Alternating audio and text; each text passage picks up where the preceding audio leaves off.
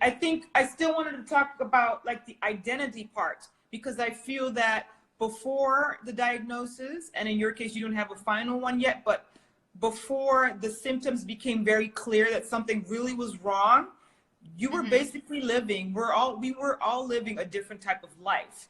And when you realize that something is really wrong, that it could change your life forever. So sweet. You can call me anytime. Thank you. Thanks for your grace. I appreciate it. And I'll have Ines help me pronounce it. So the next time, hopefully we'll get to talk more and I'll do it justice, because I don't want to. We'll practice. Yes, please. I feel terrible, but I appreciate your grace. So yeah, now we're stepping into, okay, so what are we going to do now? Something is really wrong. Our life is going to change drastically. What do you do now? How do you reinvent your life?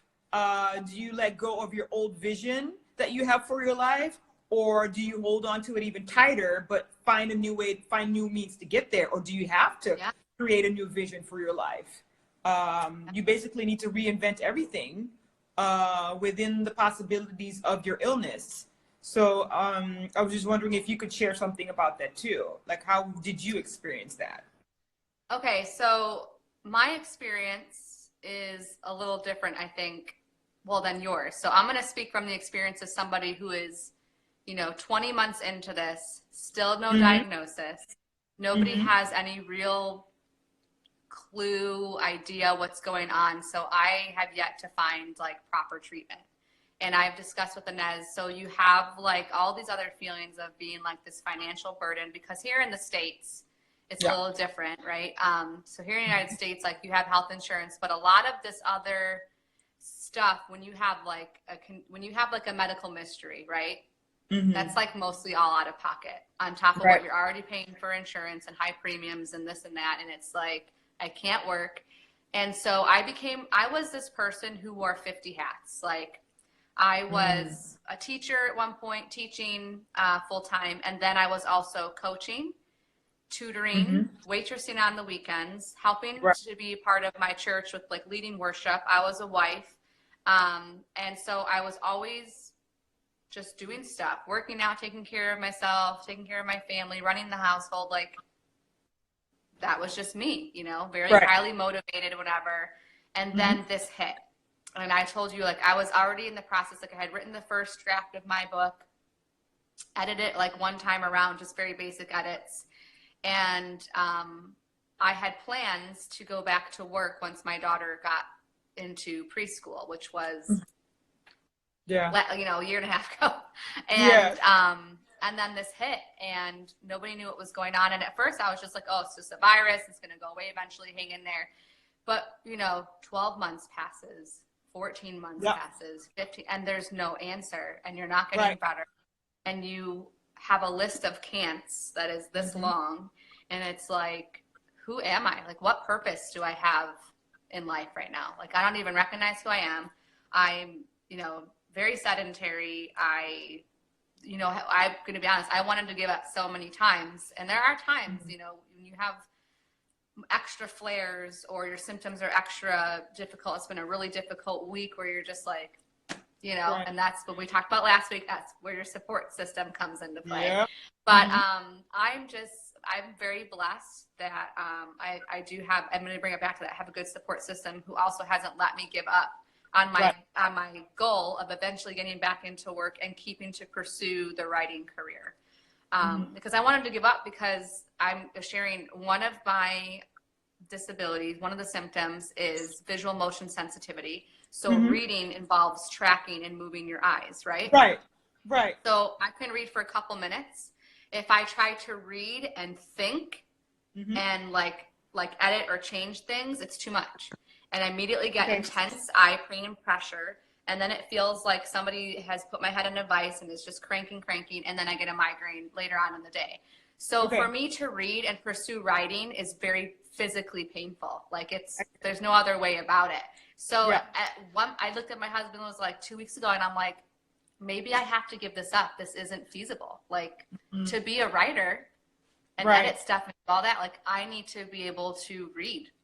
And he's like, oh, you're not giving up. We'll find a way. And he helped me this past week on edits I had done on paper 3 months ago. It took me 4 months to go through on paper. I printed out my book. It took me 4 months to go through 10 chapters, which is a very long time. And then he helped me to do the edits on the computer. But I'm like, but is this feasible? Like, you work full time, everything's on you now, all this financial burden.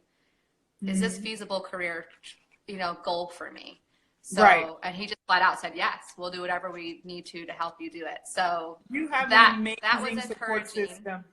It is. Amazing. It's encouraging, but I still struggle with the notion, and I have to remind myself what my goal is. I'm assuming there has to be people out there who are blind, who are able to be authors. Because that's essentially what I feel like I am. I'm not, in the sense, I'm not blind, right? But in the sense, using my eyes brings me a lot of pain. So I'm kind of like, it kind of is a blindness in a sense. So I'm like, there's got to be people who do this. So I just have to figure out what that is if I want to pursue my vision and my goal. Now, I could have said, forget it. You know, a year ago, and said, this doesn't work. I can't use this. And then, just be in that mindset of being negative. So I'm still working towards a goal. But nobody's letting me give up, even on the days I want to give up and I'm tired. Good. So, which is a good thing, but you're allowed to have those moments, just don't stay in them. Absolutely. And that's one of the things that I also wanted to mention. If just for some notes of encouragement, please allow yourself to go through, we discussed this, the 7 steps of grief. Please allow yourself to go through all those steps. Don't even try to skip one, because it will come back. It will come back and it will bite you in the behind. It will bite you in the behind. So I encourage people to go through all those steps of grief. Totally. And another thing that you mentioned, which is so important, to have a support system, a community of people who can support you.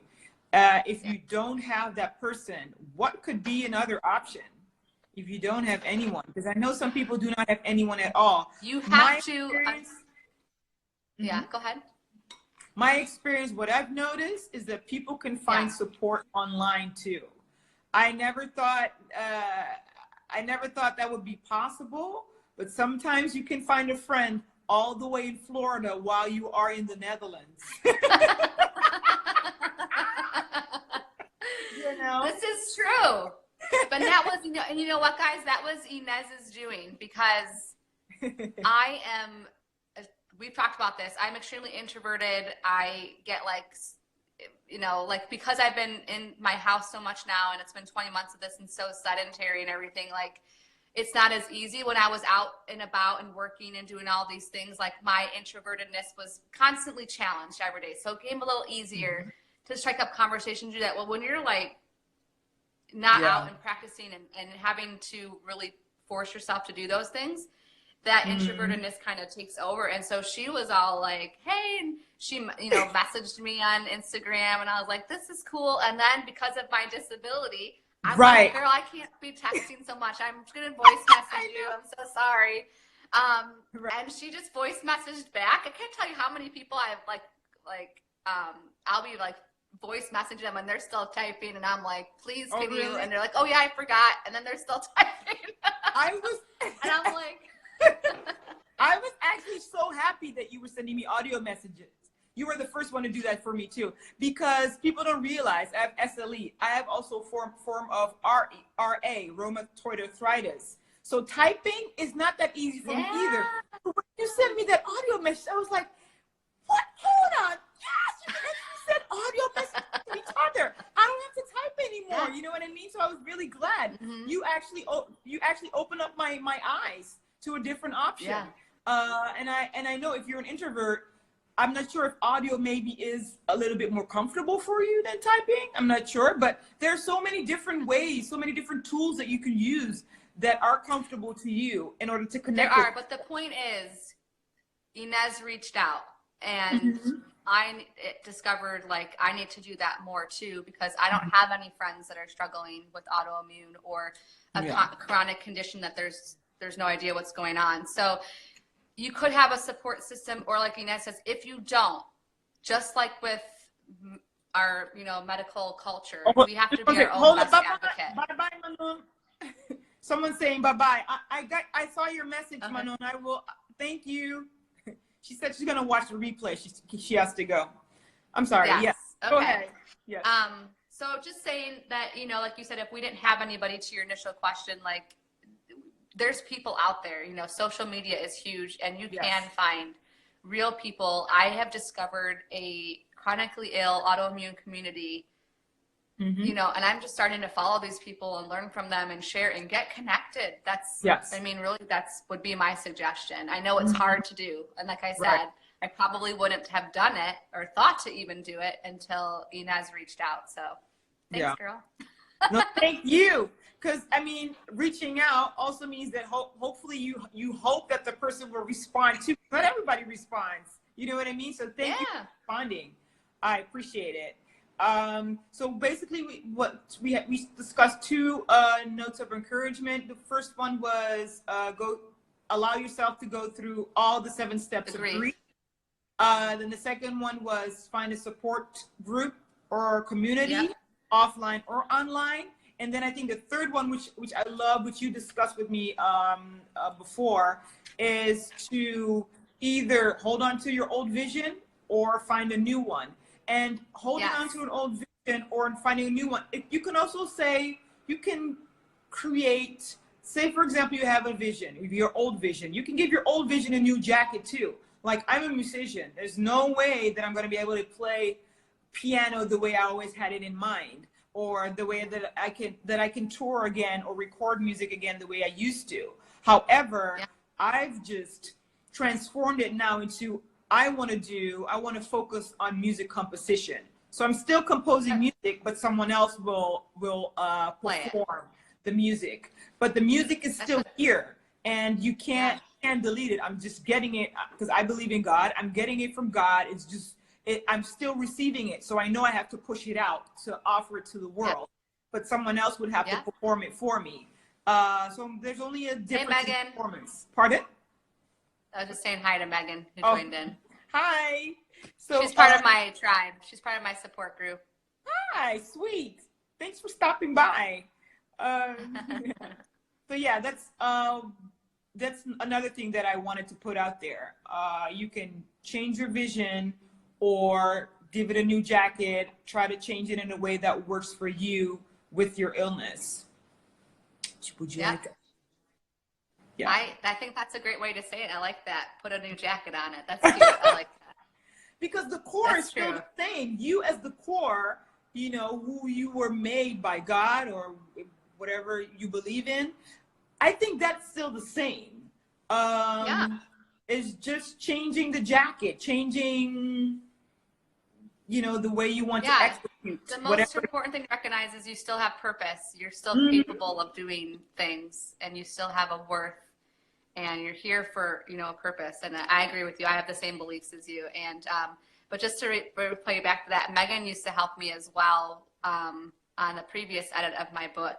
We would go to a coffee shop. I would just have my own little tea, but she would like help read things aloud to me or stuff like that. So she's been a great support with that too. Oh, that's awesome. So thanks, Megan. Oh, thanks, Megan. All right. I think we should wrap it up because we discussed the 2 topics that we really wanted to discuss right now. And thank you so much again for joining me on this call. And thanks for having me. Hopefully there will be more calls like this. Yes. And you have because it's afternoon at where you are. You have a wonderful rest of the day. You too. And I just want to point out, if you guys have any questions or comments, feel free to, I know you're out here to message Ines, but you can message me as well. I'm at Bookly Ever After on Instagram, Facebook, my website. I'd love to hear from you. So there you go. Yes, you do check her out at Bookly Ever After because she's going to places. So don't be late. I'm telling you, if you miss her train, there's going to be a time where you can't even reach her on Instagram anymore. So You just want to DM. Oh You my want to, gosh. yeah, you want to DM her now. All right, sweetheart. I'll talk to you soon. Take care. Bye, everyone. Bye. Bye-bye.